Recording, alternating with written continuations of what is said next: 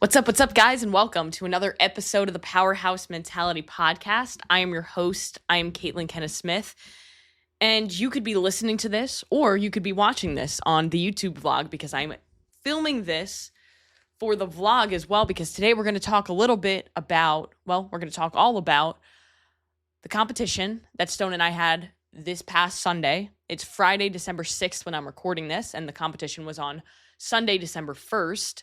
Jingle Bell Jam, and we have the sign, the team name right up in the background from this year's and last year's. If you've seen the podcast studio, if you're watching on YouTube, or if you've seen it through the Facebook Lives from the Powerhouse community, then you know. If you're listening to this on the podcast, just know that there are a lot more ways that you could find content, whether it be the Powerhouse Mentality private Facebook community, which is 100% free to join. You just have to answer our 3 questions. And the YouTube channel where I post a vlog. It's trying to be weekly, but I really have to figure out our internet situation or the storage situation on my laptop to make sure that I'm able to pump out more content for you guys, because that's really what the goal is with the Powerhouse Mentality, is not only to share the journey of building the brand, but also to provide as much value to you guys as possible with everything that we're doing. So today we're going to talk all about a recap from the competition, event by event, kind of how everything went, all of the challenges, the highs, the lows, and not just breaking down the results, but breaking down how we got there. Because obviously it wasn't something that we were just like, okay, we're going to do this competition and we're going to see how it goes. It was something that we've been working for, or specifically I've been working for a very long time, especially after what happened last year at the same competition, but I'll get into that. And then I also want to go into, to end everything, kind of alluding to what's next, right? Because if you are watching the YouTube vlog, then you know that in the previous clip, or one of the previous clips, I explained how in the video we are going to talk all about not just what happened at the competition, but what is the plan moving forward? What did I learn? And how are we going to adjust things in order to continue to become the CrossFit athlete that not only I know I can be, but the one that I want to be? So let's get into kind of how we got here, right? How did we get to this competition weekend? Where did it all begin? Well, obviously we can go years and years back when I first started really getting serious into CrossFit, when I switched coaches to Eric being my coach. And that's when I really started to get more serious about CrossFit. And I started to learn, I really want to compete in this. And at the time, it wasn't like, I want to go to the CrossFit Games. It was like, I don't think that's possible, but it would be really cool to compete. And now my mindset is completely different when I'm chasing the unbelievable, is how I like to look at it. Because I love a good underdog story, but I also love sharing that anybody can do anything that they set their mind to. And I truly believe it. I believe that nothing is unbelievable, but most people will never actually find out what that looks like for them because they think it's unbelievable. So they won't even try, or they will try, but they won't try hard enough, or they won't try long enough, because in their mind, they have that doubt that this isn't going to work out in the end, so why should I give my 100% to this? So they give 90% or 80%, and they start to slip a little bit.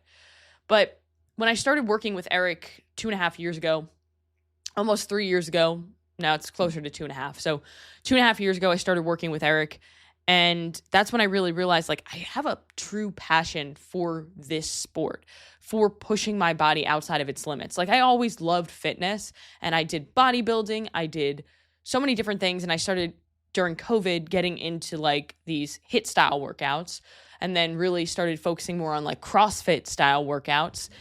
And I knew that I always loved it. I knew that I always wanted to try to compete because I'm a competitive person, but I never thought that it would turn into what it is today. I really didn't.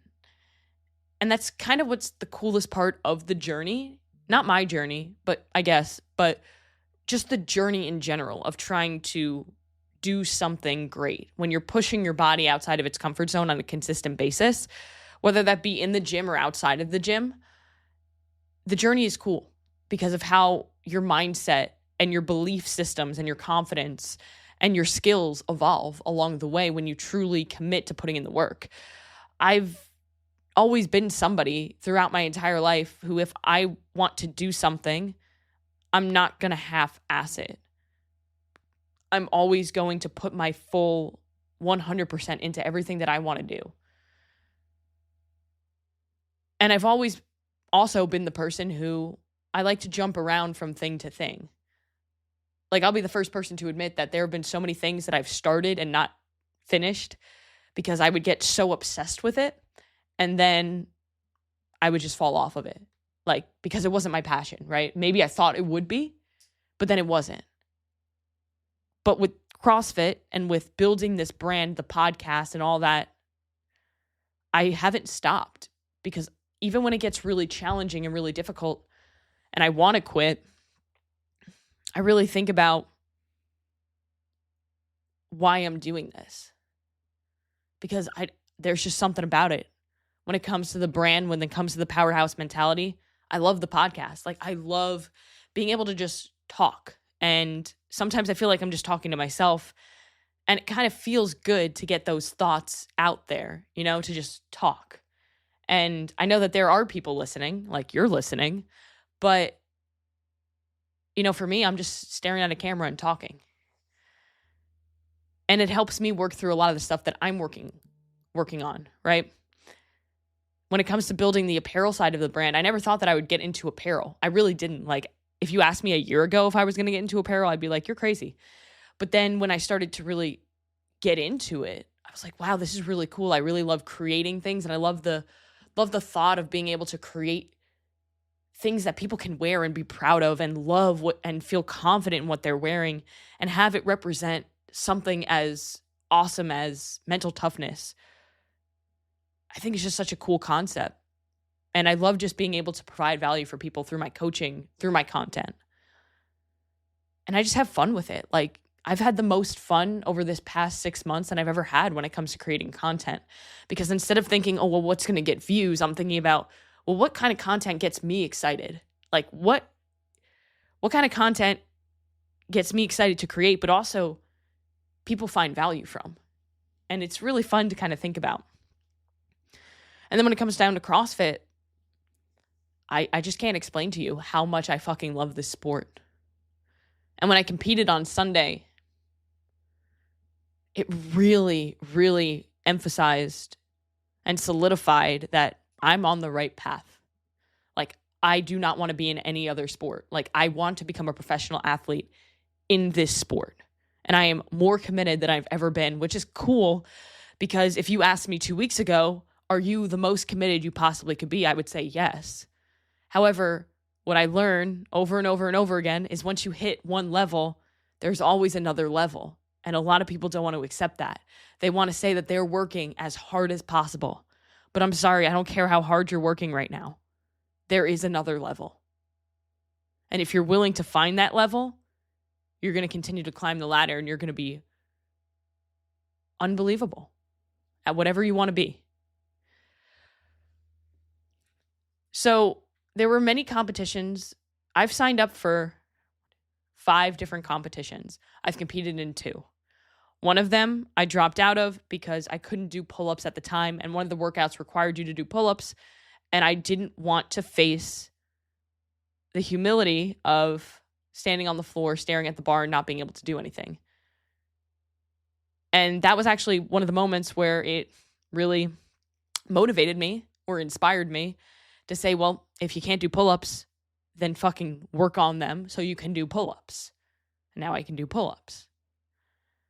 The next time, I signed up for my first individual competition, and I was really ready for it. And then about a week out, Stone's grandma died, and we had to go to Texas.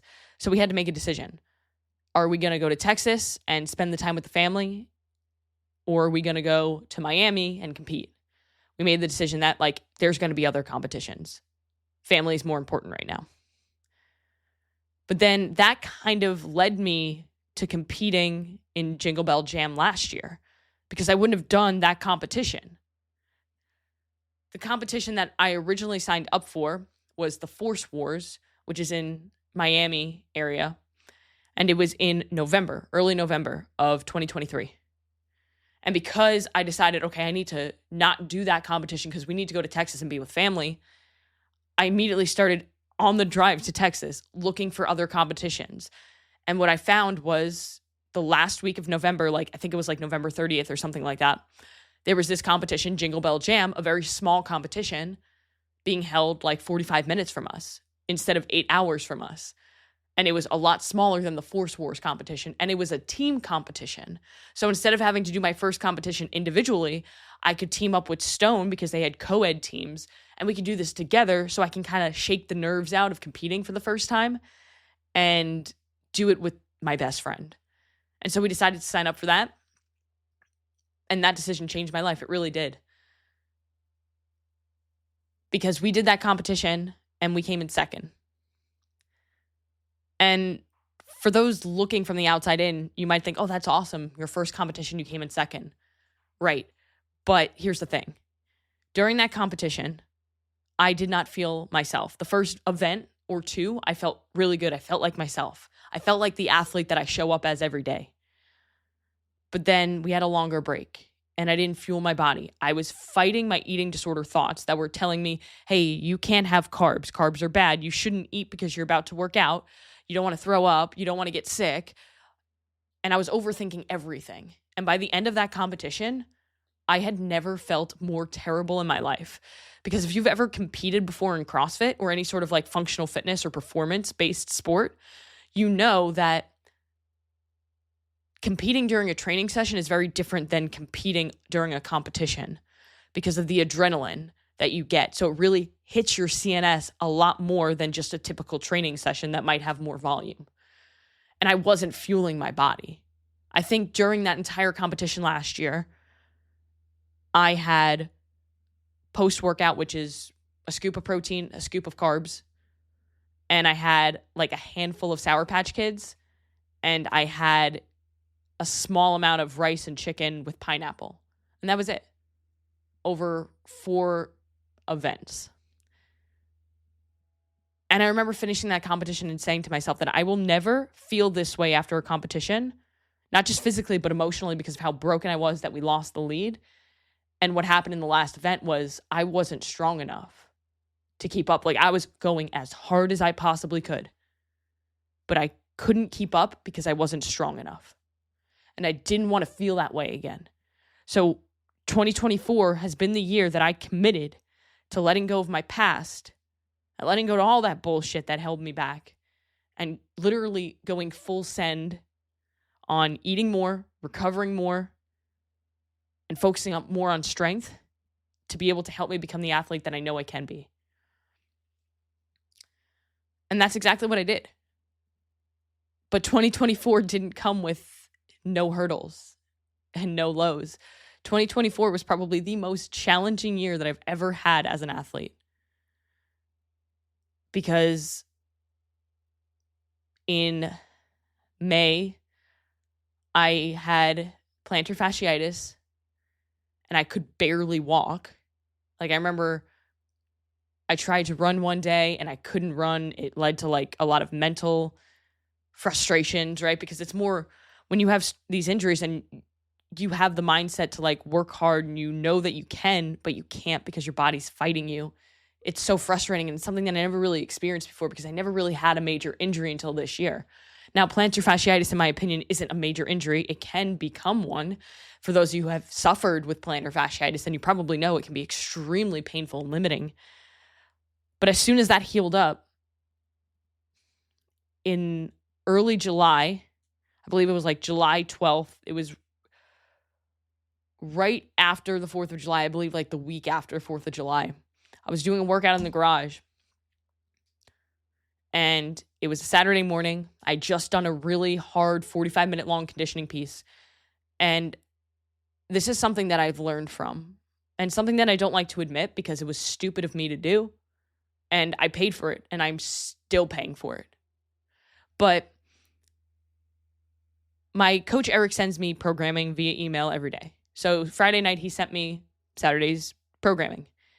And in the programming, I had really heavy back squats that went up to 95%, which is really heavy, right? 100% would be like your 1 rep max. And in the back squat notes, he said, do the back squats before you do the conditioning with like 15 exclamation points. And I didn't, because I said, I want to do the conditioning first. I like to get that over with. So I did my conditioning, felt great.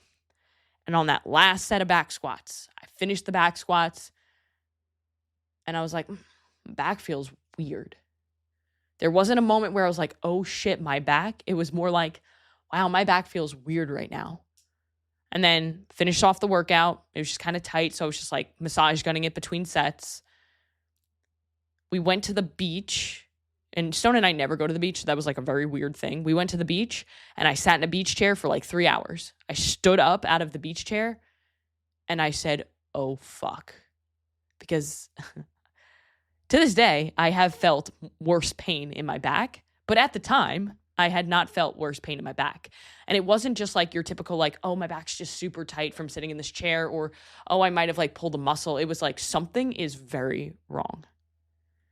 And that night, it didn't get any better. I barely slept because the pain was radiating into my abdomen. It felt like almost like I was having menstrual cycle cramps. And if you guys listen to the podcast, you know I haven't had a menstrual cycle since 2012. So I was like, there's no way that's it. But there's always a little hope, right? But then I went to do some training the next day, and I was doing GHD sit-ups. And every single rep was like a fucking knife in my back. And Stone was working on the backyard that night, and I remember sitting out on the patio and just in so much pain. So much pain. To this day, I can't even really tell you kind of what exactly it was, because there were a lot of things that kind of led up to that moment that it could have been. It could have been like just me doing too much, not recovering enough. My CNS was completely shot. And it was just a series of unfortunate events. But I fucked up my back really bad. And 2 weeks went by, 3 weeks went by, 4 weeks went by. And at that point, Stone had left. He left about a week after I injured myself to go to, I think Honduras is where he was at the time. And for 8 weeks, I was just dealing with this pain. I remember the morning that he left, I was literally crying in bed because I could barely roll over because of how much pain I was in. And I remember thinking when he left that, okay, he'll be home in 8 weeks. And by the time he's home, my back will feel great. And then I remember picking him up from the airport and thinking, my back is still so bad. And so I started to seek help at that point. Like I went to the chiropractor a couple times, but it wasn't helping me. So I reached out to a PT who works with some of the top CrossFit athletes in the world. Lee. I'll put his Instagram down below because I can never remember his last name. But I got a recommendation from actually Chandler, who was the head judge and is a semifinals CrossFit athlete. She was the head judge at the Jingle Bell Jam, and now we've become great friends. So another reason why doing that Jingle Bell Jam competition in 2023 changed my life is because I met her. And then she introduced me to all of these incredible people, a PT, a chiropractor that were able to help me through this back thing. So one thing that I don't like to do is ask for help. And I didn't want to admit that I needed help, but I needed help. So I started working with Lean. We started working on like little things that we could do to help strengthen up my glutes, to help strengthen up my hips. Then I started seeing another PT who would help me unbelievably. Dr. Ian at Renew Chiropractor or Renew Physical Therapy here in Fort Walton. But it would be a lot of highs and lows. Like since July, there have been so many highs and lows. There have been weeks where I feel great, and then I feel a stab during training, and I can barely walk for a few days. And then about 12 weeks ago at this point, I was doing, lo and behold, my GHD sit-ups, and I was feeling great.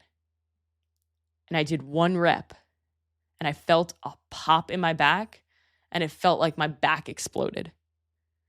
And that is when I herniated a disc. And herniating a disc, I don't like to share this because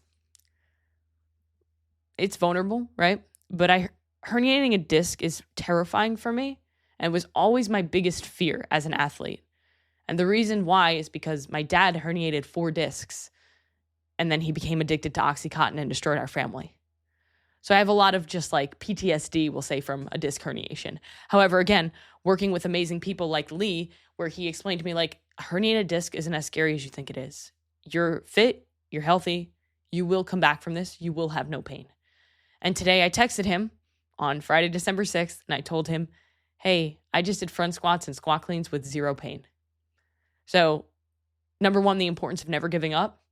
Number 2, the importance of having an incredible team in your corner to help you. Hire an expert if you need help. Don't try to do it on your own. So, all of this to say that I didn't even know a month ago if I would be able to do this competition. Jingle Bell Jam 2024 on December 1st. But one day I was seeing the PT who's actually out of the gym that the Jingle Bell Jam is hosted at. And I saw the sign and I was like, you know what? Let's sign up. Let's do it. If for some reason something happens to my back and I'm not able to do it, then I'm not able to do it. But why not just sign up? Fuck around and find out, right? So signed up for the competition and I was coming for blood because this was my redemption. I've worked so hard over the last year to build strength, to get out of my own head, to fuel my body properly, not just throughout the day, but during training as well. And I went into that competition more focused and dialed in than ever before. So this competition meant everything to me, right? Because this entire year, and I can tie it into the Powerhouse Mentality core values, I never stopped learning. I was always learning about how to fuel my body better, how to become better at these movements, how to recover properly. I was always seeking discomfort by pushing myself harder in training and not fearing failure anymore. And most importantly, I was keeping the commitments that I made to myself no matter what happened. Regardless of how I felt, I kept the commitment to myself.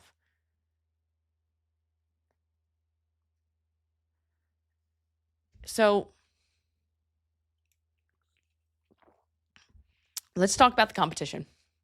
So competition day, we got our event schedule. Athlete briefing was at 7:30. We had to check in at 7. And our first event was 8:15. Our second was 9:15. Our third was 11:50. And our fourth was 1:15 or 1:10. So on the way, I was eating my breakfast and I got through the majority of it. I left a little bit in the bowl of oatmeal because my stomach was like, hey, we're nervous. But I made sure, like, hey, I need to get as much fuel in me as possible because I have an event soon and I need to be able to perform. The first event was so it was partner A does one part and partner B does the other part. So partner A has 4 minutes to establish a max complex of a snatch and a hang snatch. So you take 4 minutes and you get as heavy as you can get. The second part was 4 minutes. Partner B has to establish a heavy complex with a clean and a hang clean. So because of everything that had happened with my back, snatches are super unstable for me with my hip. So I was doing the cleans and Stone was doing the snatches. So Stone did his thing. And then as soon as I was ready to go, I was like, okay, time to show up. Let's go. Time to show off the strength that you've built. And I knew that this was going to be my worst event going into it, but that's okay because I'm going to do the best that I can. And my goal was I wanted to hit at least 115 for the complex, which I knew wasn't going to be anywhere near to where the other girls can hit, but I knew that that was going to be good enough for me. So I hit 115. I had about 30 seconds left. And Stone was like, you want to throw in another 2.5? And I was like, let's do it. Might as well try, because the rule is that you just need to start the lift before the time runs out. So if I start the lift at 1 second and I hit the lift, that means it's a good lift. So I just needed to start the lift. So I was nice and calm, cool and collected, which I'm very proud of because usually in that situation, I would be nervous as fuck. But again, I'm becoming mentally stronger and understanding that I'm in control of my thoughts. So I took my time with about 2 seconds left. I started the lift and I hit the hang clean and I went to hit the clean, or I hit the clean and I went to hit the hang clean and I failed the hang clean in the bottom. I didn't catch it. And then I stood up and I was like, fuck, I just pulled something in my intercostal muscle, in my rib cage, which still, if I take a deep breath, I can absolutely feel it. It's definitely not as bad as it was a week ago, but that was kind of frustrating on the first event to not even hit the lift. Like if I hit the lift and I hurt myself, cool. Like it was worth it, but I didn't even hit the lift. So was it even worth it? Arguable, right? But okay, cool. Shake that off. Again, I knew that was going to be our worst event. It was something that I can't control. Like I tried my hardest, right? The second event though, I was like, okay, this is more cardio based. I am good at this type of stuff. It was 4 time. Partner A does 20 kettlebell swings, 30 box step overs, and 20 clean and jerks. And then the second partner goes and does 20 clean and jerks, 30 box step overs, and 20 kettlebell swings. So I was partner A because kettlebell swings are a little bit iffy with my back and I didn't want to do them fatigued. So I went as hard as I could. But here's the thing, I didn't feel right. Like I still was shaking off the nerves. Like my legs were shaking when I was doing the box step overs to the point where I was like tripping over the box on a couple reps. And I had to break on the clean and jerks, which I didn't want to do. I wanted to do 20 unbroken, which, sometimes it doesn't work out the way you want it to. I tried my hardest, but I was just so shaky and just so jittery that it just didn't feel right. I felt like my heart rate was jacked up way higher than it should have been. And we finished that in, I can't remember the placing that we got on that event, but we were going into the second half of the day after 2 events with 2 remaining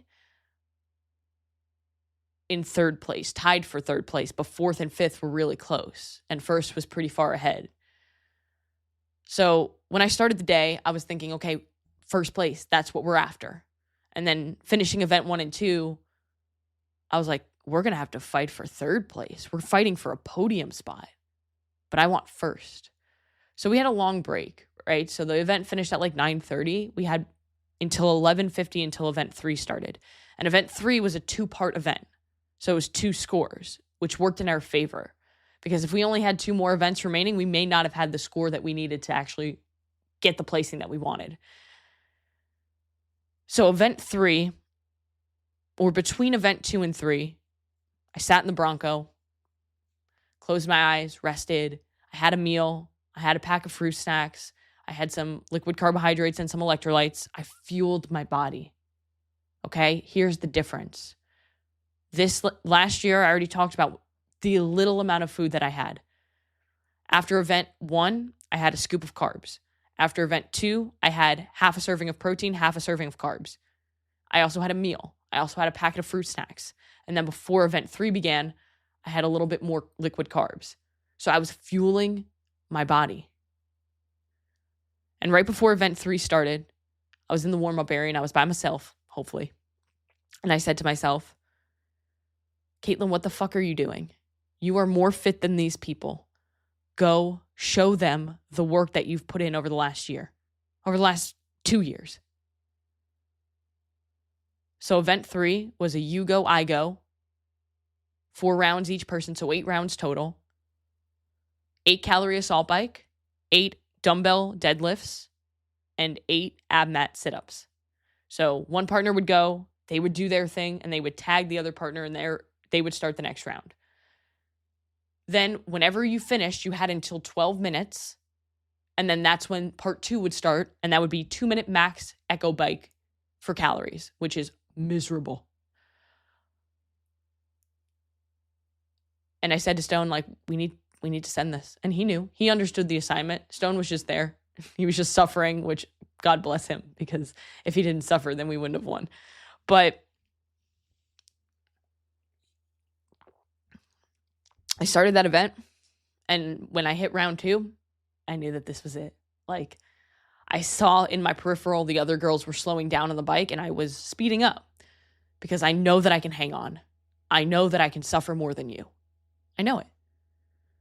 I have the mindset to do it. The only difference between somebody who wins and somebody who doesn't win in the sport of CrossFit is the mindset. We all work equally as hard.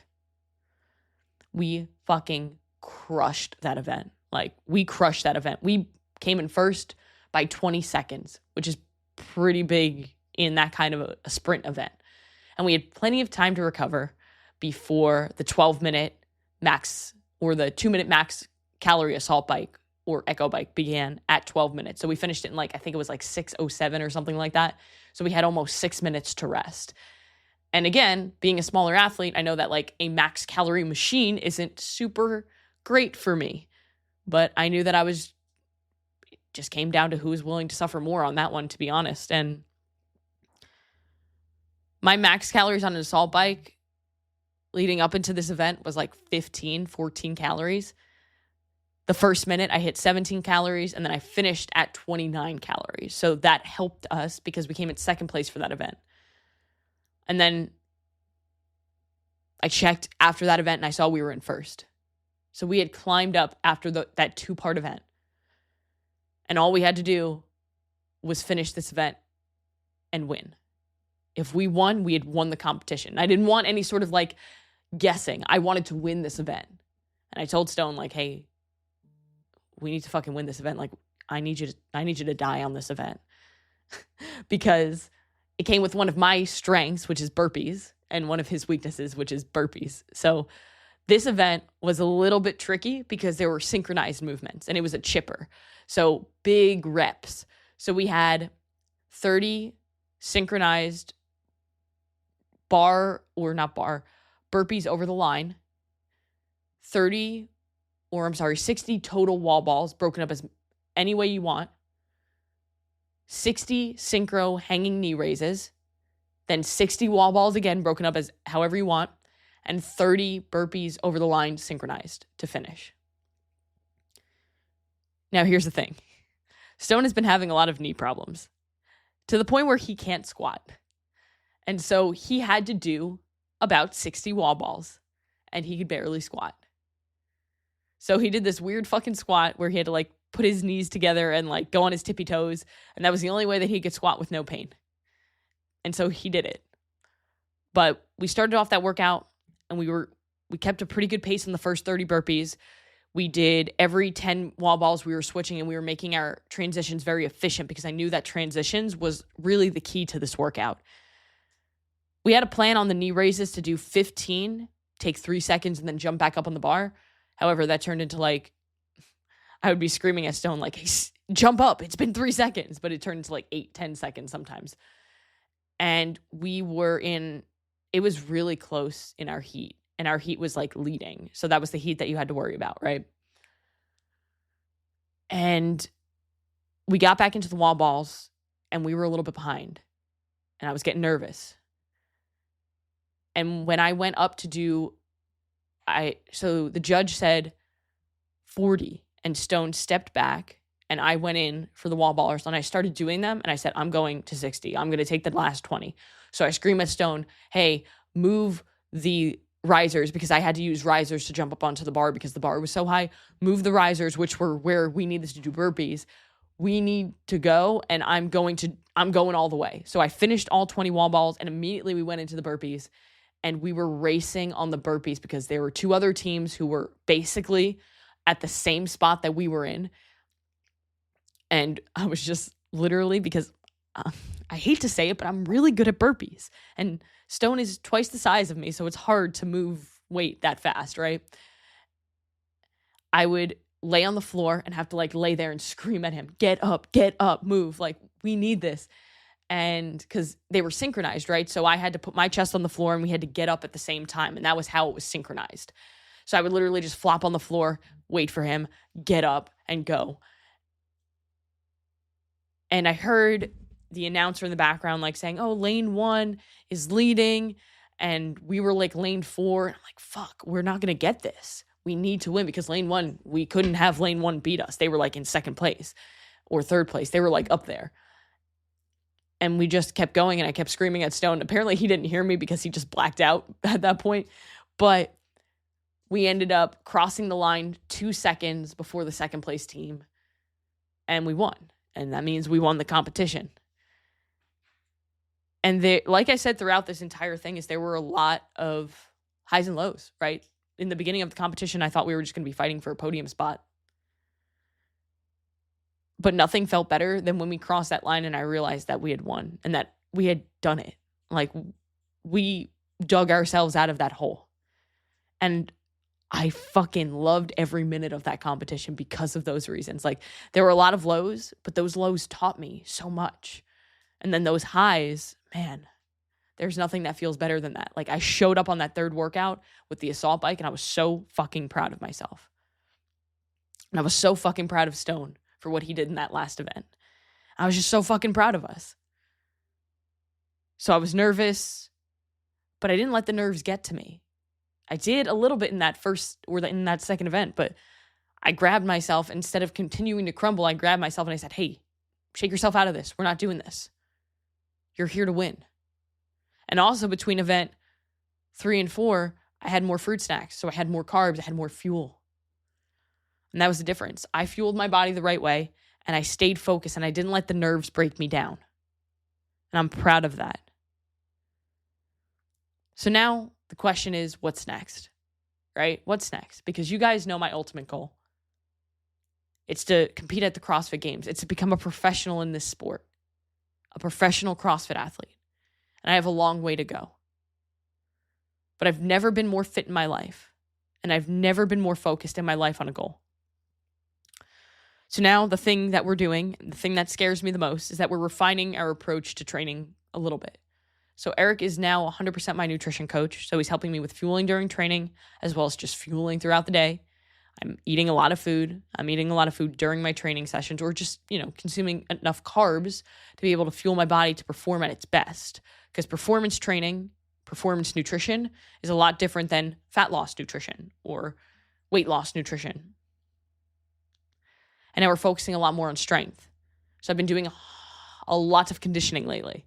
And now it's going to be dialed down a little bit in order to make more room for things that we really need to focus on, like gymnastics and like just pure strength, so that I can become the better athlete, so that I can accomplish the goals that I have set for myself. And right now I'm going to put it out there because I had these thoughts today and I was thinking about, what really is next? Like, the CrossFit Open starts at the end of February, so obviously that's on my radar.